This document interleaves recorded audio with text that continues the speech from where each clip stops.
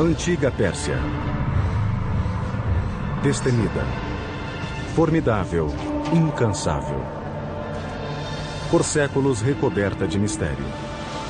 Um império sem paralelo em conquistas e riqueza. To create an empire of the size of the Persian Empire, the largest empire the world had known, obviously takes military skill. Do norte da África à Ásia, foi uma civilização liderada por uma dinastia de governantes admiráveis, ambiciosos e todo-poderosos. Cyrus the Great is one of the few who deserves to be called the Great. O Império Persa criou algumas das construções mais surpreendentes que o mundo já viu. Magníficos palácios erigidos em pleno deserto. Estradas, pontes e canais. Everyone has heard of the Suez Canal, but how many have heard of Darius's Canal? Porém, nuvens negras escureciam o horizonte. Uma antiga rivalidade com a Grécia resultaria em um confronto épico que mudaria o curso da história e moldaria o mundo ocidental pelos milênios vindouros.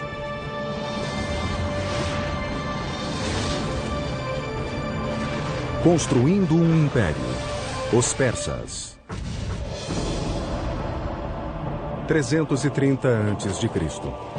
Um jovem rei macedônio conquistou o Império Persa e liderou seu exército invasor até Persópolis, sua espetacular capital. O conquistador era Alexandre o Grande, admirador dos grandes reis persas. Ao pôr do sol, a celebração grega degenerava em rixa de bêbados. Ao amanhecer, Persópolis, joia da coroa do Império Persa, com seus palácios inigualáveis, fora incendiada. Mais de 2.500 anos depois, essas torres colossais dão testemunho das elevadas alturas que esse esquecido império já atingiu. I equate Persia with luxury, with rich tapestries and beautiful rugs and my mother's fat, fuzzy Persian cat named Otis. But I also think of a fantastic Persian king named Cyrus the Great, who believed in religious and cultural tolerance, and who freed the Jews from Babylon to return to Israel. Hello, I'm Peter Weller, and welcome to the Persian Empire. Around 4000 BC, two nomadic tribes were starting to take root in a rich but hot Iranian plateau. The Medes in the north, the Persians in the south. Being is that these tribes were nomadic, they were more interested in survival than conquest. As they became less nomadic, they had to learn how to farm, in particular how to cultivate this fertile Iranian plateau. But to do that, they needed a source of water. The early Persians may have very well become dust in the winds of history had they not unlocked a source of water and, just as importantly, a means to channel that water to their crops and settlements. And what makes this engineering feat so remarkable is that they found this water not from rivers or lakes or oceans, but from the most unlikely source of all, rocks. A Pérsia brotou no meio do nada em um terreno hostil e acidentado, erguida apenas com imaginação e determinação. Há 3.000 anos, persas nômades percorriam o platô iraniano desolado e árido. Encontrar água significava viajar longas distâncias. Coube a um híbrido de engenheiro, geólogo e adivinho chamado Mogani encontrar um meio de trazê-la de volta ao seu povo. Usando nada além de cinzéis de pedra, os Moganis construíram a primeira pedra angular do Império Persa. Um inovador sistema de canais de irrigação subterrâneo chamados Qanats. Eles usaram a gravidade para explorar a topografia natural de sua terra, ininterruptamente inclinada desde as montanhas Alborz até o Golfo Persa. Poços verticais foram cavados na superfície e o túnel escavado horizontalmente em uma distância curta. Então, outro fosso vertical foi aberto a cerca de 1,2 km da encosta e o canal continuava. It can be sometimes 20, 30, 40 kilometers away, so it's a very skilled operation, to the point where the gradient of the water channel meets the aquifer or the groundwater sloping up at the point where the mountains begin. O ângulo da encosta era crucial. Uma unidade na elevação para cada 100 na horizontal. Not too steep because that would erode the base of the water channel, and of course not so flat as to prevent the water from moving to its intended destination. 2000 anos antes dos lendários aquedutos de Roma, os persas canalizavam imensos volumes de água por longas distâncias em climas quentes e secos, com perda mínima por vazamento ou evaporação. Water means food, but the engineering technology to locate that water and move it was a carrot that the Persians were dangling in front of their neighbors. Around 700 BC, all of these tribes were united under one legendary figure named Achaemenes, who founded a dynasty. But this dynasty thrived and flourished under one guy, a guy I would have liked to have met, named Cyrus the Great.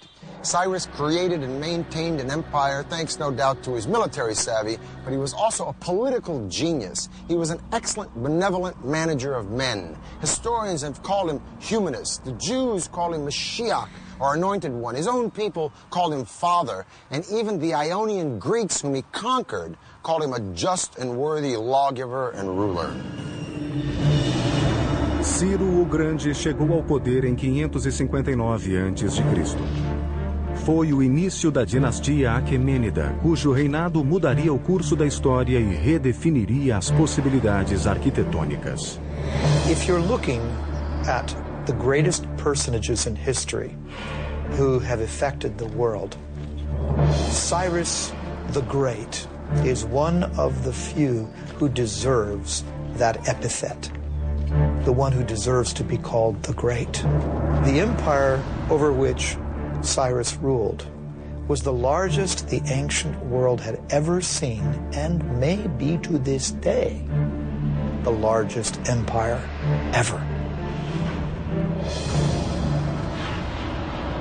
Em 554 a.C., Ciro havia esmagado todos os rivais e se tornado líder inconteste da Pérsia. Faltava agora conquistar o mundo.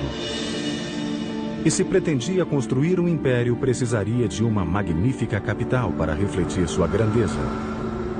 Em 550 a.C., Ciro lançou um dos projetos de engenharia mais ambiciosos da antiguidade. A primeira grande capital do Império Persa, em Pasárgada, hoje localizada no Irã. Cyrus was a very innovative builder, and I might add that his standards were particularly high. We can also say that his building projects reflected in some ways the technologies that he found in the course of his various conquests. Como os romanos, séculos depois, os persas tomavam emprestado. Adotavam as ideias mais avançadas das culturas que conquistavam, depois as transformavam em tecnologias originais. A arte e a arquitetura de Pasárgada resultaram de influências tão diversas quanto a da Assíria, Egito e Ásia Menor, a milhares de quilômetros. There were stoneworkers, woodworkers, brick makers, relief makers, and we know that these were people often imported from all over the empire. Hoje, cerca de 2.500 anos depois, ruínas são tudo o que resta da primeira radiante capital do Império Persa. A principal atração de Pasárgada eram seus dois magníficos palácios, rodeados por um majestoso parque e extensos jardins. Entre eles, os primeiros paraísos de que temos notícia. Jardins persas de 4 quarteirões, com 1.000 metros de canais de calcário talhado projetados para que a água entrasse em tanques a cada 16 metros. Os paraísos de Pasárgada inspiraram os mais soberbos jardins do mundo nos 2000 anos seguintes. What's particularly different with the Paradisa is the application of the geometric design. So we have squares, rectangular designs, floral designs, cypress trees, wild grasses, roses, lilies, all kinds of vegetations. And this is the concept of the modern park as we know it. Enquanto Passárgada era construída, Ciro acrescentava aos seus domínios um reino inimigo após outro. Mas Ciro era um tipo de rei muito diferente. Ele se recusava a escravizar seus novos súditos, um conceito revolucionário no mundo antigo. He recognized the local validity, if you will, of different religions and beliefs, and allowed those things to persist. In 539, Cyrus conquered Babylon, but he did not present himself as a conqueror. He presented himself as a liberator, rescuing these people from their despotic ruler. And then he did a totally unprecedented thing. He freed the Jews. The Jews had been living in Babylon in captivity ever since Nebuchadnezzar destroyed Jerusalem and their temple. And Cyrus freed them. Now, it could be said in hindsight or political history that Cyrus was looking for a buffer state between a hostile Egypt and his own empire. But so what? The point is that no one had ever done anything like this, and hardly anyone has ever done anything like it since. And subsequently, he is the only Gentile in the Bible to be referred to as Mashiach, or Messiah. As one distinguished Oxford scholar once said to me, Cyrus always had a very good press. It's a very true statement. Antes, porém, de lançar a campanha que tornaria a Pérsia a maior superpotência da antiguidade, Ciro o Grande morreu em combate no ano 530 a.C. He didn't live long enough to show what really he could have done outside the battlefield. So in that sense, you can compare him with Julius Caesar, who conquered, but did not live long enough, he was assassinated, to put the empire that he conquered together. Quando Ciro morreu, o Império Persa tinha 3 capitais: Babilônia, Susa e Ecbatana. Mas ele escolheu ser sepultado na cidade que criara, Passárgada, em um túmulo que espelhava o homem que nele jazia. At Cyrus's tomb, one of the aspects that shows his humility is that tomb is relatively unadorned, very simple, very elegant. Os engenheiros de Ciro construíram seu túmulo no formato das estruturas ocidentais de pedra simples, mas pesada. Começaram deitando grandes blocos retangulares, usando rampas, roldanas e tornos para erguer o túmulo até a altura de 11 metros. The tomb of Cyrus is a very simple, outwardly modest monument for somebody who had created the largest empire that the world had seen to that date, and it's still remarkably well preserved after 25 centuries. Durante 30 anos, nenhuma potência foi capaz de desafiar Ciro o Grande.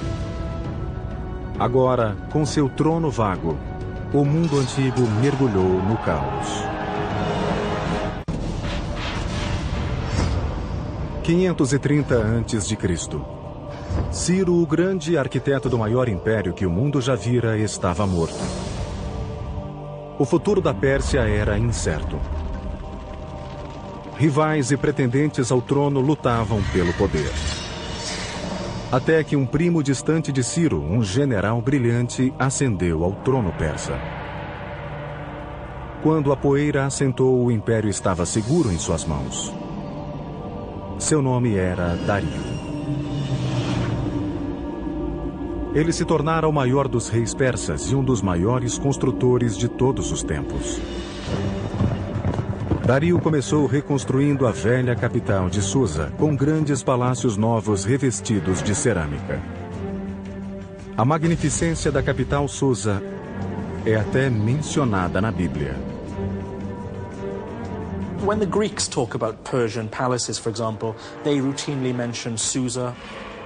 When the Old Testament book of Esther talks about Persian palaces, it's Susa that they mention.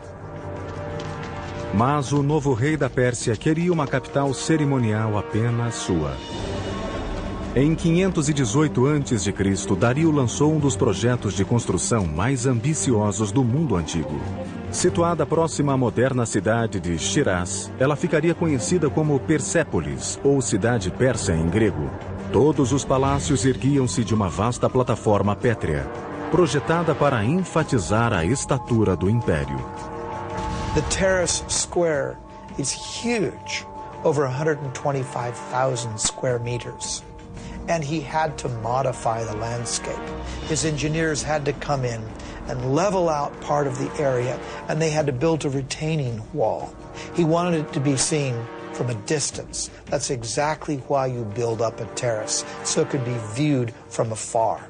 That makes it all the more grand and imposing. Persépolis era um desafio de engenharia colossal, com paredes de mais de 20 metros de altura por 10 de espessura. E grandes saguões ostentando colunas em elaborados altos relevos. Milhares de arquitetos, artesãos e operários, bem como toneladas de material, foram trazidos dos confins do império. Quase todos os impérios antigos foram edificados por mão de obra escrava. Mas Dario, como Ciro, remunerava o trabalho que construíra os monumentos e palácios persas. Every worker was given his due, his or her due, because we also find women in the workforce as well. Depending on their skill, what the quality they brought to the work, they were paid accordingly. Nenhuma despesa foi poupada. Persépolis seria o símbolo do poder e da glória do Império Persa. First of all, it's important to remember the origin of the Persians themselves. That is to say that these were a nomadic people. They lived in tented accommodation, and they would up their tents, move somewhere else, and plant their tents again. Now, as time went on, these tents became more and more elaborate affairs. And essentially what we're having at Persepolis is a tent turned into stone. The Apadana is nothing more than a stone-tented building. O magnífico salão de audiências construído por Dario chamava-se Apadana. Each of those great monumental stone pillars are inspired by the kinds of wooden pillars that upheld a beautiful canvas roof. But now that canvas roof has turned to beautiful cedar wood instead. So the nomadic origins of the Persians gives the impetus to part of their architecture, but that's not all. Os palácios foram adornados com ouro e prata, tapeçarias caras e telhas coloridas. As paredes eram cobertas de altos relevos com pacíficas representações de dignatários vindos de terras conquistadas. Mas os espetaculares feitos de engenharia de Persépolis estendiam-se muito além dos muros da cidade. Seu complexo e intrincado sistema hidráulico não tinha igual. Before the actual soil was placed in, first, Darius's engineers constructed a drainage system, plumbing, drain pipes. These would be covered. Water was also brought in along the Qanat system. But then those drain pipes, which would drain the effluents out, those were taken underground below the surface where the visitor would never see that. Mesmo com o andamento de seus projetos mais arrojados para aprimorar os monumentos e a infraestrutura, Dario nunca deixou de expandir o seu império. Under the brilliant leadership of Darius, the Persian Empire grew to staggering size. It included modern Iran and Pakistan, parts of Afghanistan, Armenia, Turkey, Syria, Egypt, Lebanon, Jordan, Palestine, parts of Central Asia, all the way to northern India. And man, this is a lot of turf. Para interligar os mais remotos rincões do Império, Dario lançou 2 projetos de construção ambiciosos. Um deles se estenderia por mais de 2.400 quilômetros dentro dos limites do Império, e o outro ligaria o Mar Vermelho ao Mediterrâneo.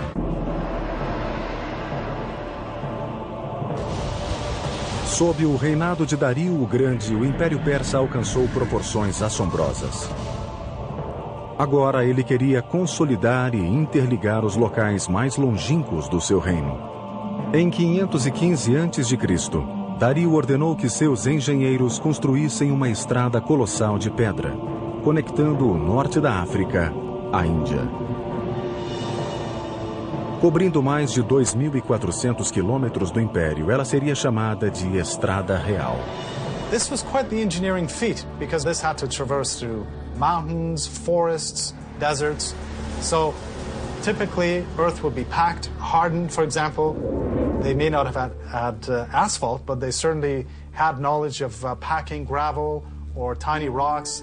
Laying down a stone road is vital in a terrain where there could be a high water table. You don't want to get your feet stuck in the mud. You don't want to get your cart stuck in the mud. So you have to raise the road surface up. That means laying down some kind of surface initially that will either absorb the groundwater or not allow the groundwater to displace the road. A estrada real era ligada por 111 estações e albergues a cada 28 quilômetros, onde os viajantes podiam comer, dormir e trocar de cavalos. Por medida de segurança, vigias montavam guarda ao longo de toda a sua extensão. Now, I'm going to talk with my friend Dr. Lloyd Llewellyn-Jones from the University of Edinburgh, professor of ancient history. I got to ask you this. Was it that safe? Essentially, yeah. I think what Darius, if you will, manages to do here is an incredible feat. I mean, we're standing here in Turkey, okay, right, and we could take one route straight the way through into central Iran. I mean, that's pretty good going. How fast? Okay, so if we're on horseback and we're riding from one of these little garrisons to garrison every 15 miles, changing fresh horses, we can do that in about 6-7 days, maybe. 6 or 7 days? Yeah. So you could send messages on this road, friends, yeah, next city? Most definitely, and you know, and for trade, it's a godsend, as you can imagine. And this road cut through so much stuff. I mean, it just doesn't follow, you know, a formal pathway.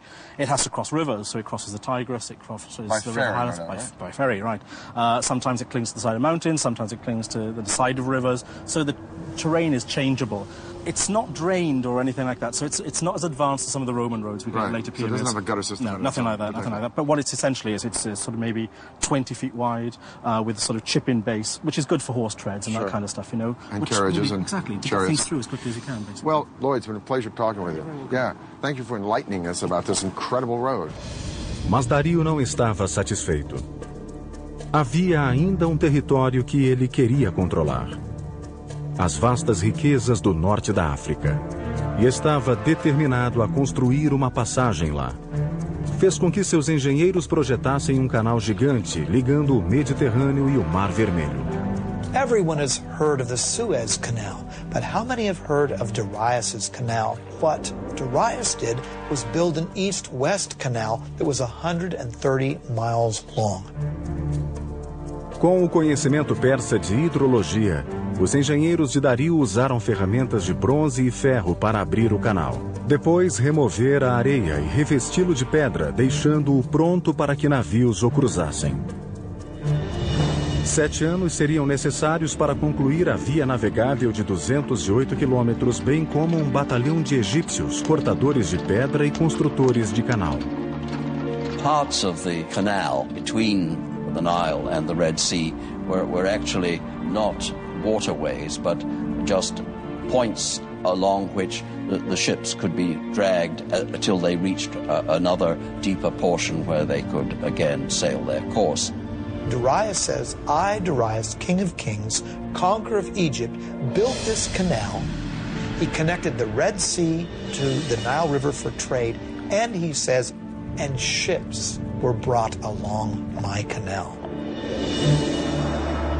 Em 513 a.C., a Pérsia era o maior império que o mundo já vira, superando até mesmo o tamanho e riqueza de Roma em seu apogeu, 4 séculos depois. A Pérsia era invencível e seu apetite por conquistas começava a assustar uma potência emergente do outro lado do Mediterrâneo, as cidades-estado da Grécia.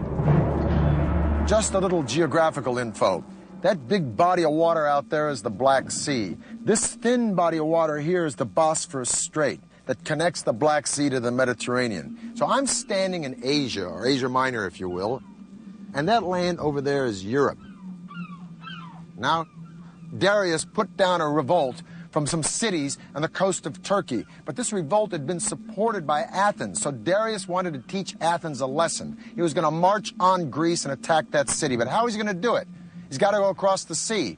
Well, he takes a bridge of boats, pontoons, if you will, and lines them up from that point to that point and marches an army, so Herodotus says, of 70,000 men across the sea to attack Greece.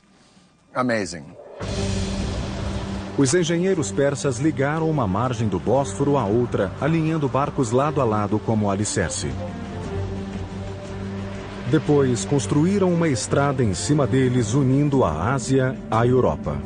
Probably this was a system of planks, and underneath there was a system of packed earth, or perhaps dry wood, to keep basically the road stable. Now, to keep the ships from wobbling, they must have used an anchor system of a certain weight, because if the anchor would have been too heavy, that would have, of course, tilted or damaged the ships. There was no breaking of the planks, not only due to the weight of the army crossing it, but due to the choppy waters of the Bosphorus. That's quite the feat of engineering before the age of computers. It is late August in the year 490 BC. Darius has already marched into Greece and taken Macedonia. Now he's destined to meet the Greek general Themistocles and an army from Athens and Corinth at the famous Battle of Marathon. A massive army from Persia numbers 60,000 or 140,000, 250,000, depending upon the propaganda you read. Suffice it to say, the Greeks are outnumbered 10 to 1. Their only recourse is to send for reinforcements. So the legendary runner Philippides runs from Marathon to Sparta, a distance of 140 miles in 2 days, hence the name of the race, Marathon. Os dois exércitos se depararam separados por uma vasta planície.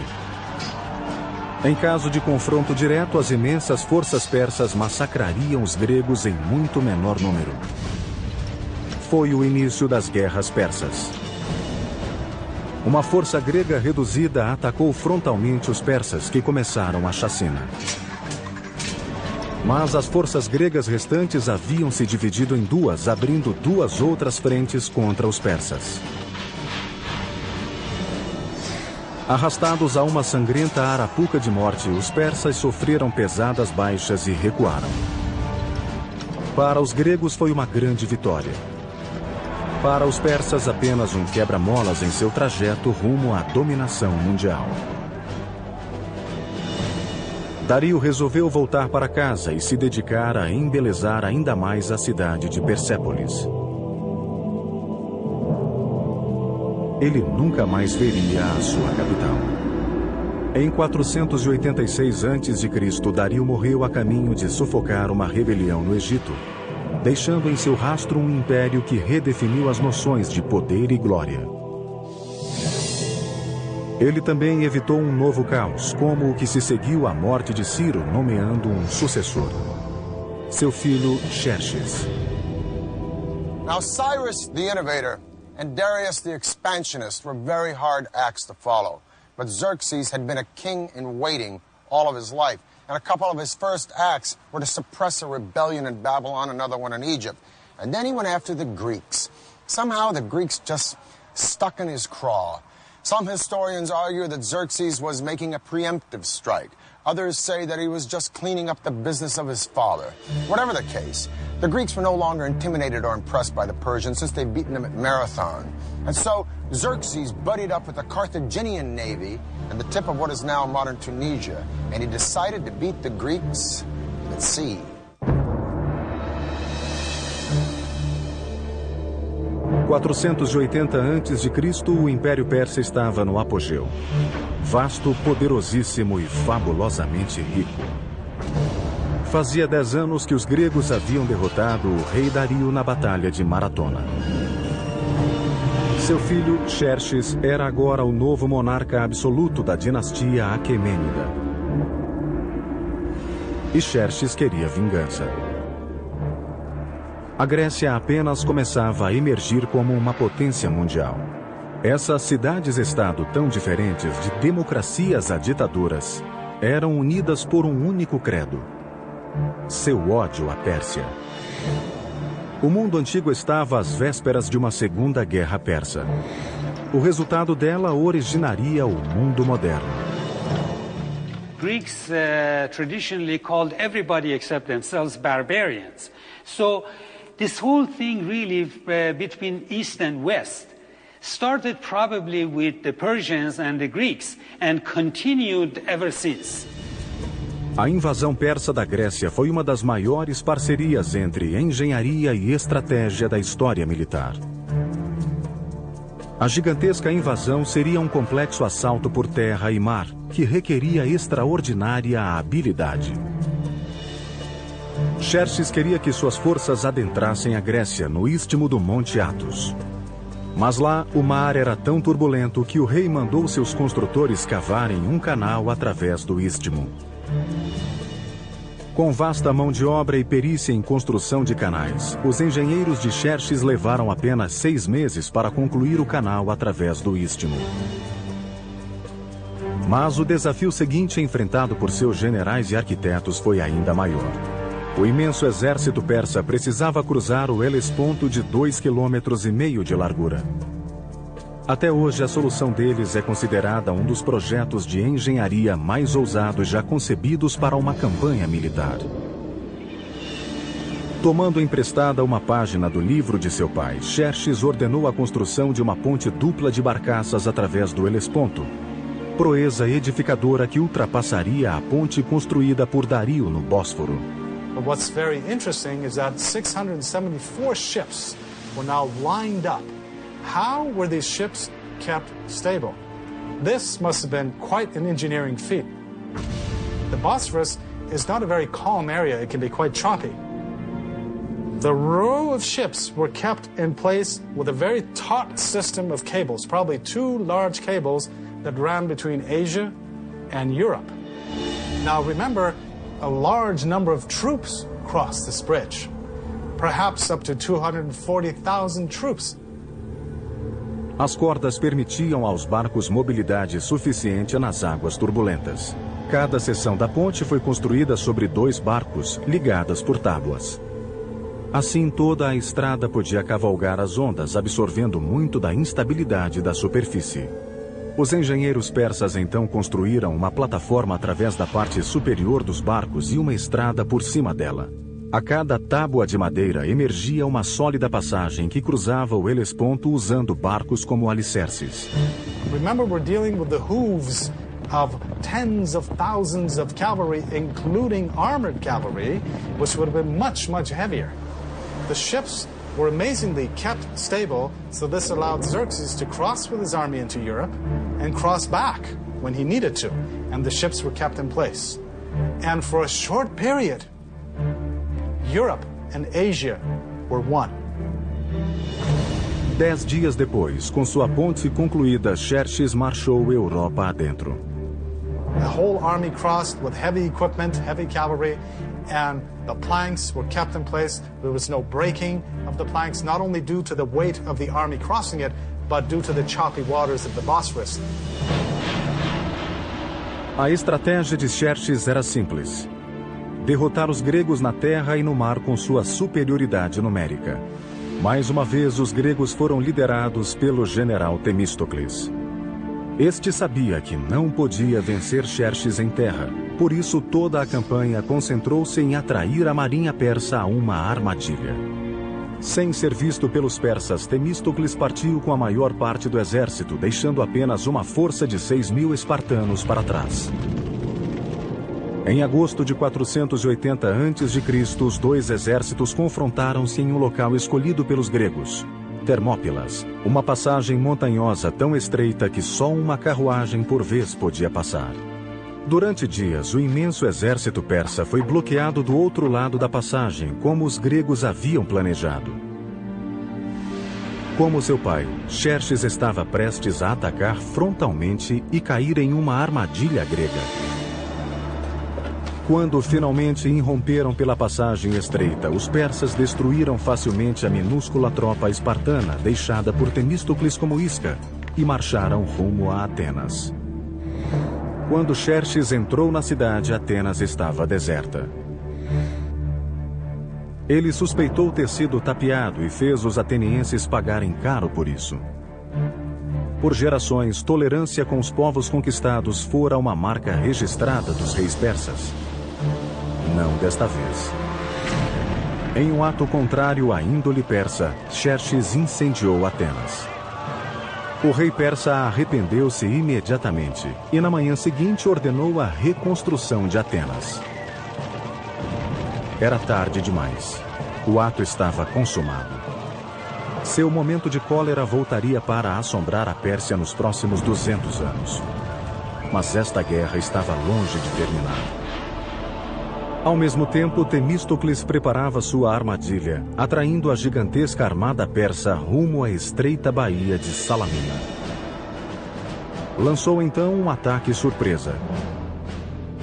A imensa esquadra persa foi apanhada no equivalente naval a um engarrafamento, incapaz de manobrar na pequena baía, enquanto os gregos usavam suas pesadas trirremes como ariete para demolir os navios persas. Foi uma vitória decisiva para os gregos. Xerxes voltou para casa derrotado, rei de um império persa não mais invencível. There is one high note in the Persian loss against the Greeks at the Battle of Salamis, one saving grace. A woman named Artemisia, the sole female navy captain in the Persian fleet. She faked out the Greeks by ramming one of her own losing ships, and she sailed away to escape in the confusion. Her survival skills so impressed Xerxes that he was thought to have said, "My men are becoming women, and my women are becoming men." As guerras persas impulsionaram Atenas à sua idade de ouro, mas deixaram o colossal império persa vulnerável. Caberia a um jovem príncipe, admirador dos grandes reis persas, desferir-lhe o golpe de misericórdia.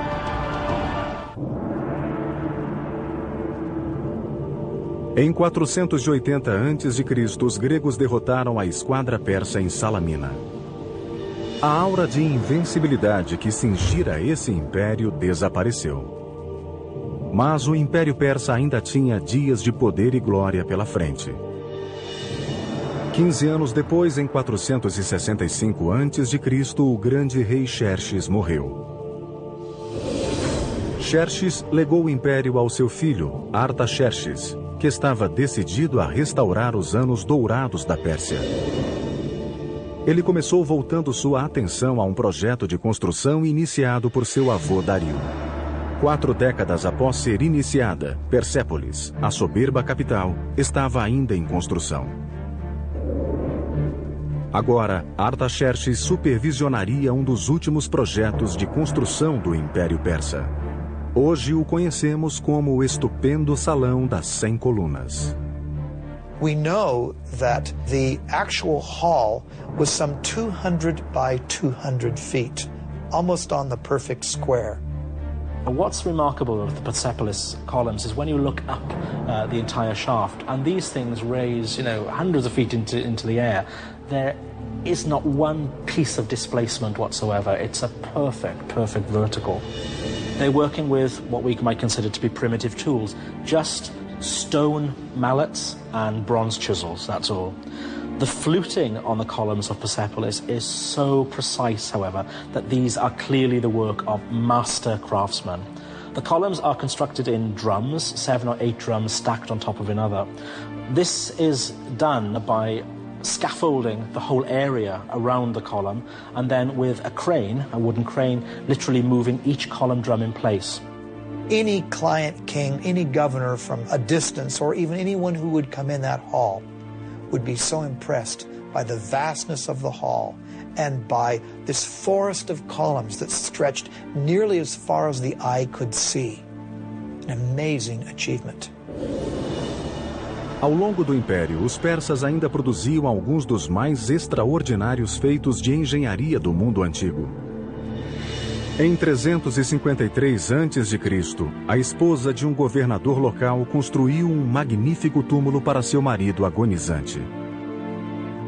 O tributo dela a ele seria um prodígio de engenharia e uma das 7 maravilhas do mundo antigo: o mausoléu de Halicarnasso.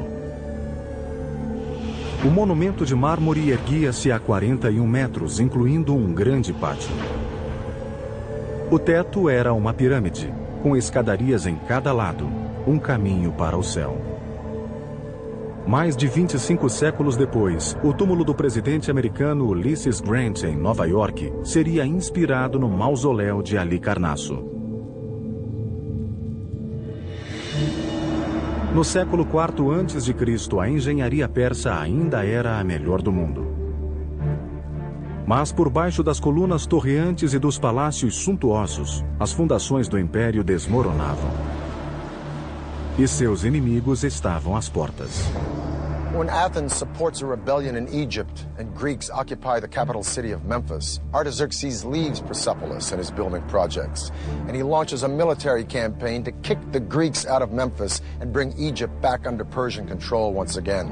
It'll be the last great victory of the Persian Empire, because in 424 BC, Artaxerxes dies, leaving a power vacuum and 8 solid decades of rampant infighting and neglect. And while the Persian Empire is embroiled in internal conflict and corruption, a young Macedonian prince is studying Herodotus and the accounts of the great Persian hero Cyrus the Great. And this Macedonian prince will set his eyes on conquering the world. His name is Alexander. Em 336 a.C., um parente distante de Artaxerxes ascendeu ao trono. Ele assumiu um nome dinástico, Dario III. Ele sempre será lembrado como o rei que perdeu o império. Nos 4 anos seguintes, Alexandre e Dario III confrontaram-se em uma série de ferozes batalhas, com o exército de Dario sendo lentamente empurrado de volta aos seus umbrais. Em 330 a.C., Alexandre estava nos portões da cintilante capital do império, Persépolis.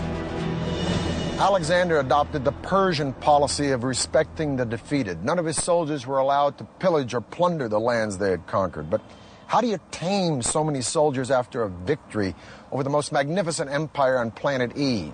Well, maybe his soldiers were restless or resentful, or maybe they just remembered the stories of how Athens had been burned by the Persians. In any case, at Persepolis, they let go. Huge celebrations took place after the victory, and during these celebrations, the treasury was pillaged. And then one of the saddest acts of arson in all of history took place. Persepolis was burned. Alexander was not in the business of destroying things. Persepolis probably was burned because it was a symbolic thing. And he also burned it to make a symbolic gesture, not a destructive gesture. There must have been wonderful draperies and things around, and no doubt fire could have begun accidentally just as much as purposefully, because if he really wanted to be an Achaemenid king, the last thing he should want to do was to destroy Persepolis. But there were no fire engines, and once the blaze had taken hold, it was a very terrible blaze, and it left its mark throughout the site. Dario III escapou de ser capturado, mas no verão de 330 a.C. foi assassinado por um aliado. O último rei Aquemênida estava morto.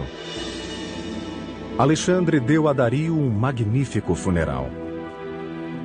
E mais tarde até desposou a filha dele. Em seguida, proclamou-se um rei persa Aquemênida. E escreveu o último capítulo da história do Império, que se estendera por 3 continentes e durara 2.700 anos. Alexander, admirer of Persian kings, chased down the murderers of Darius and killed them himself. Alexander believed that only kings had the right to kill kings. But would have Alexander actually killed Darius?